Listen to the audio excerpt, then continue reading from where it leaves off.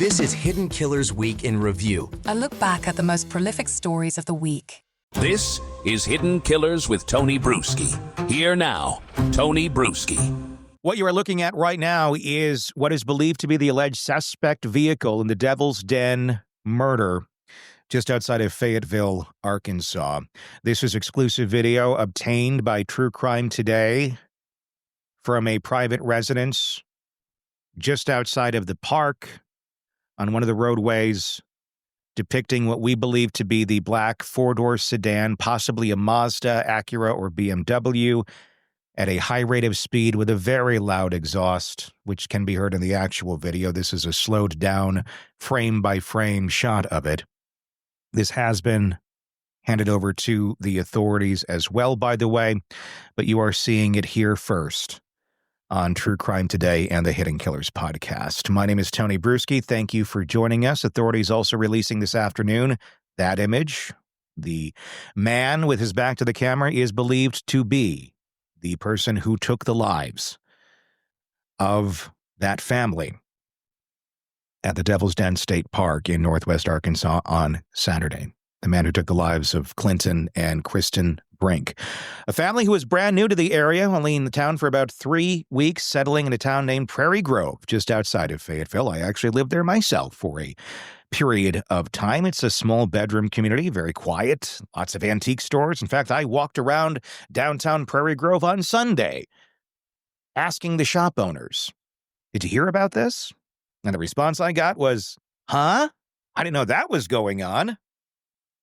24 hours into a double homicide, mere minutes away, with a couple murdered who lived in that town. Communication has been an issue on this one from day one. I'm told that it's better now, hopefully. There's a new phone number that apparently works. We've been going on this for the last 4 days now, saying your phone line doesn't work. How do we know that? We tried calling it. A lot of you guys have tried calling it and let us know we can't get through. We have information. We want to tell the police, the authorities about it, but your phone number doesn't work. Well, finally it does.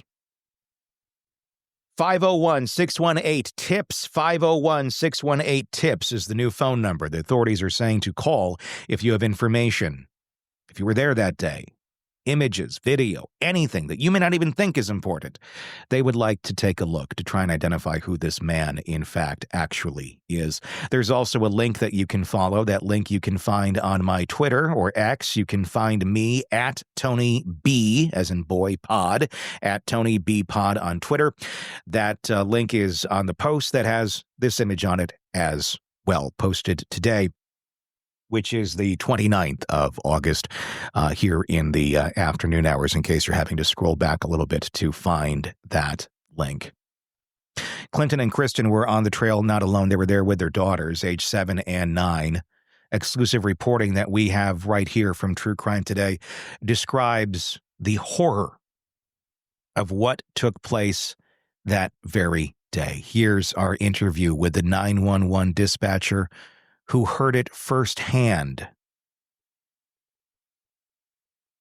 from Clinton and Kristen's children, who fled the scene at their mother's request.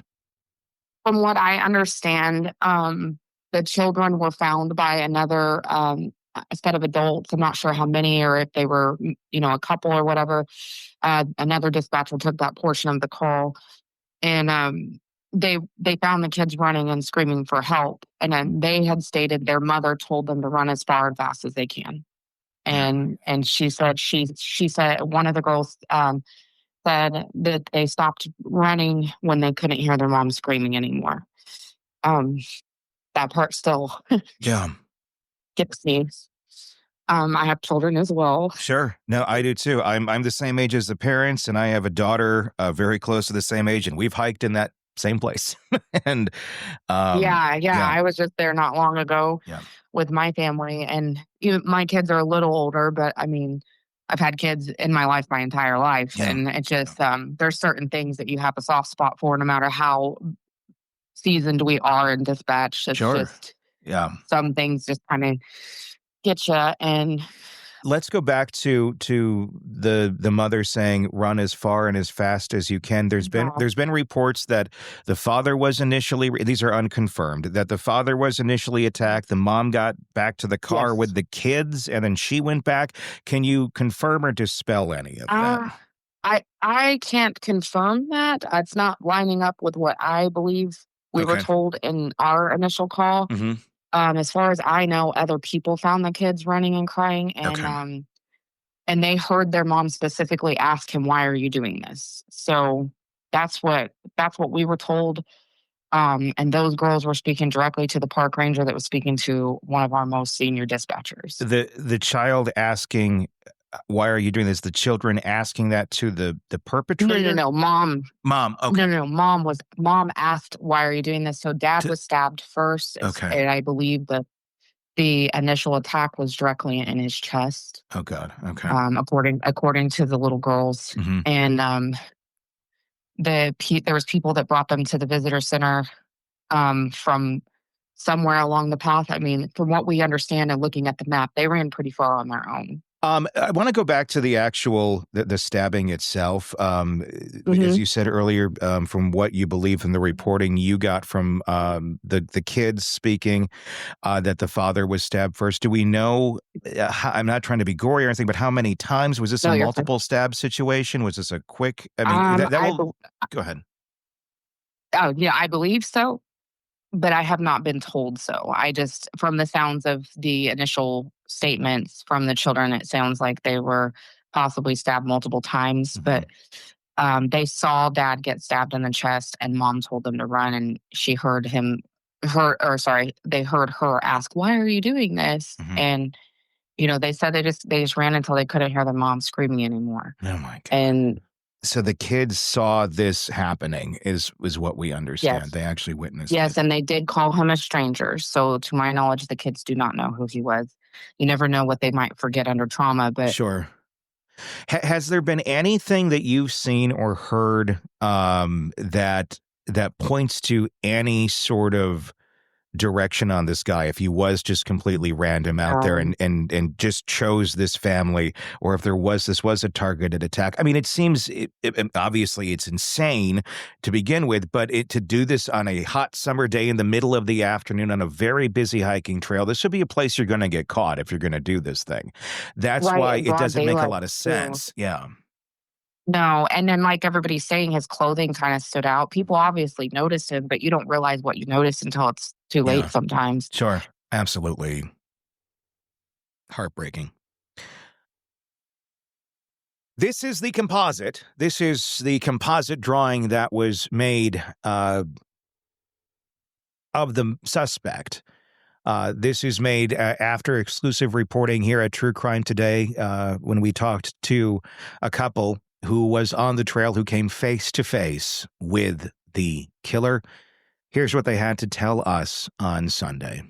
So we were out, the four of us. So me, my sister, her boyfriend, and my fiance here, and their dog, my sister's dog, who is a good sized golden doodle Mm-hmm. as well. So the five of us, I guess, left Fayetteville probably around 9. Got to the park 9:30 or so, Mm-hmm. and we hiked. We hiked a couple trails. I think we did the Yellow Rock Trail first. Mm-hmm. And we finished that one and then went on to Devil's Den Trail right after that, pretty much. We parked at the little parking area closer to the river, not where the visitor center is necessarily. Okay. All right. Went up there. Yeah, very hot. We, drinking water all day long. Yeah. I will say that the main thing that probably stuck out, or the reason why, we even think that we came across this guy, is because everyone else essentially was in pairs or in families, really, for the most part. And, as we're walking, everybody's pretty slow moving, and it's hot. It's a little dangerous out there, right? So everybody's slow moving. This guy he head down and full steam ahead, I would say, right? Not really taking in the nature Sure. at all. And at this point, we were probably on the section of the trail near the caverns. Okay. We had passed the little ice box, and we're going through the cavern section there. Mm-hmm. And he just came speeding by us. I think my sister was out in front, and she turned around and looked at me, and he kind of side-eyed all of us as he walked by, So really intensely. did he come up from behind you, or was he coming towards you? He was coming straight towards us. Okay. I mean, we saw him coming a good minute off, and there's also two directions of the trail, right? Mm-hmm. So you can kind of pick which direction you want to go. We went down We went down the riverside first, Mm-hmm. and then came up. So I guess we went more. We were going east. No, we were going east. Sure. And kind of looped around in the west. So he was walking straight towards us at that point, and again, just really caught us off guard. Yeah. He was by himself, moving quickly, and the thing that we all noticed that he side-eyed us, and my sister turned around and looked at me, and I was already making a face and turning around to look Mm-hmm. at him. Just kind of naturally, like, what was that? Yeah. Reaction. Like that was odd. Was it We both. Was it an inquisitive look? Like, did he slow down when he got near you, or was he still kind of, just giving you a look as he seemingly, would you say it felt like he was on a mission, like he had a place he was going to? Yes, kind of. It was, he definitely looked us up and down, Okay. like he gave us a good side eye. He looked at all of us. I know his eyes were blue, Mm-hmm. kind of right, kind of blue, sea green tint. Mm-hmm. He had stubble on his face, short brown blonde stubble, short blonde hair, maybe like 2 inches long or so. Mm-hmm. And had a hat on and that. But it was the look. It was the look on his face. It was the way he was walking. And then when I turned around to look at him, I noticed that he had a backpack that, I've been sports all my life, all different types. This was not a backpack or like a sports bag that I would have recognized the particular type of sport. It was overly large as well for what you would carry while you're camping, Mm-hmm. or hiking for that matter. It wasn't right. It was kind of black mesh. Mm-hmm.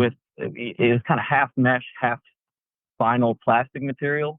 And I just never really seen one like that. And that caught my eye for sure. And Mm-hmm. I just think that was kind of one thing that I noticed and made me kind of turn around and look at him like, what is he doing? And my Mm-hmm. sister is a little bit more, I don't know, emotionally intuitive than Mm-hmm. I. And she was just like, I did not like his energy or anything like that. And, Yeah. and that was weird. She immediately turned around to tell me what was, try to talk to me about what was that. So You had mentioned the facial features. You said some stubble. Did you say blonde hair or brown hair? it was like dirty blonde, Dirty like blonde. kind of in between, Was right? he- Dark blonde, light brown. Was he wearing a Light- hat at the light time? hair.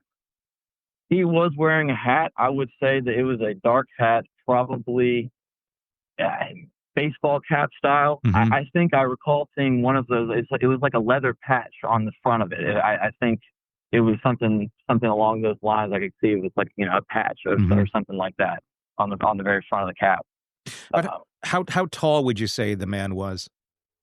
He was around my height, maybe a little shorter. So I would go 6 foot to 5'10". Okay. Like, what kind of build are we talking about on this guy?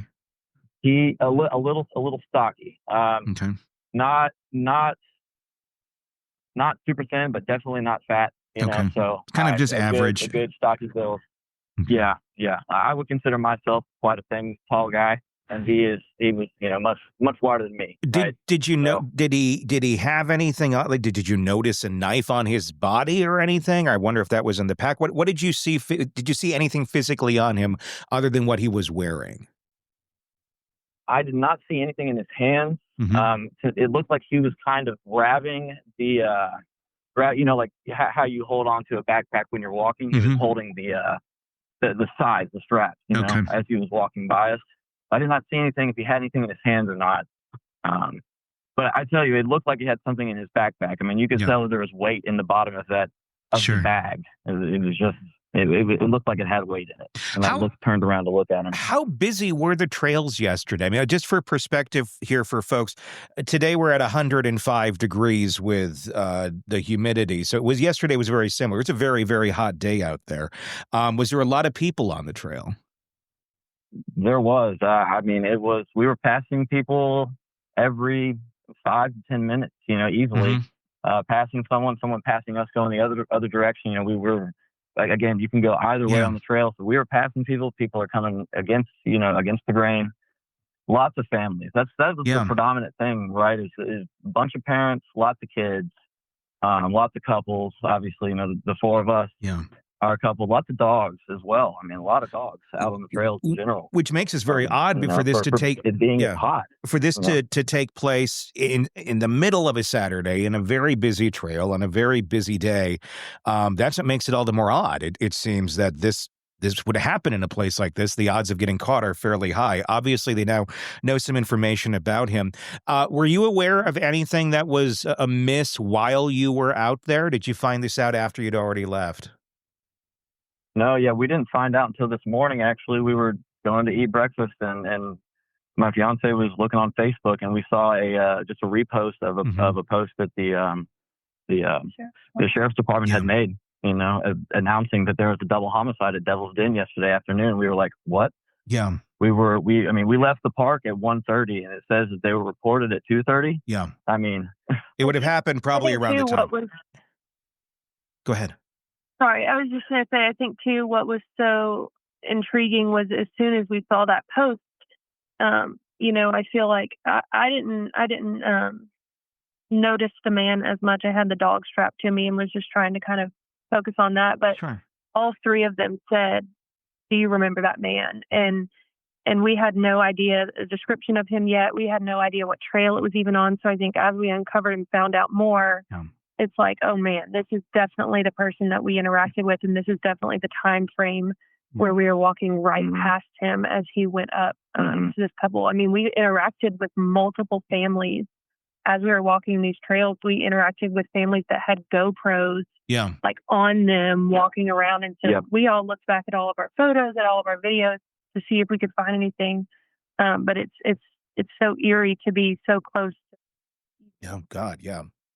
So that's what we know. The suspect is a white male, medium build, wearing a long sleeve shirt, rolled up, dark pants, dark baseball cap, sunglasses, fingerless gloves, and carrying that black backpack. That was 4 days ago. Likely he's not wearing that anymore. So the facial aspect is important, as is the physical stature, as well as is the vehicle description that we have put out there for you now here at True Crime Today. The authorities have not yet confirmed the vehicle video that we have been showing to you right here, but here it is again. This is what we believe to be the alleged suspect's vehicle in the Devil's Den murder. This taken privately from a camera near the park at a private residence, showing the four-door sedan speeding away just outside of the time of when the murders took place, and the timeline corroborates very well with others who have reported seeing the man recklessly and very, very urgently leaving the park that day. Officials believe the suspect may have sustained an injury during the attack based on witness observations. This was a stabbing. And oftentimes you get injured in a stabbing. So hands are going to be important. If you see someone in the area that may have a hand injury, matches the description, it'd be best to call 911 if you see that. If you have any information on this case, you are, of course, encouraged to contact the authorities with their now working phone number, 501-618-TIPS, or you can reach out to us here at True Crime Today and the Hidden Killers podcast, and we can pass that along for you as well if you can't get through to them, because that clearly has been an issue for the last 4 days. Moment of criticism here, okay? And it's going to leave it at that. It's going to be, let's do better. This attack took place around 1:30-ish in the afternoon, somewhere in that area between 1 and 2.